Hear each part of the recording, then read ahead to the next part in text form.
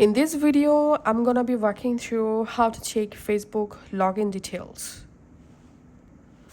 What are Facebook login details? Facebook login details show devices used to log in, locations, time and date, active sessions. Now let's see how to check login details on Facebook app. On your iPhone and Android phone, open the Facebook app and log into your Facebook account. Now tap on your profile photo or menu, then go to settings. Under settings, you have to tap on account center.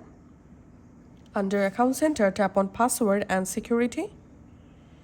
In here, tap on where you are logged in. Select your Facebook account.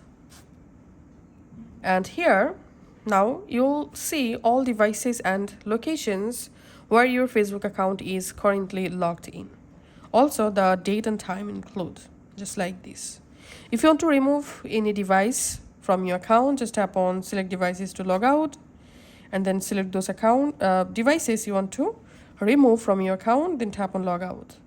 So that's how you can actually do it. Thanks for watching.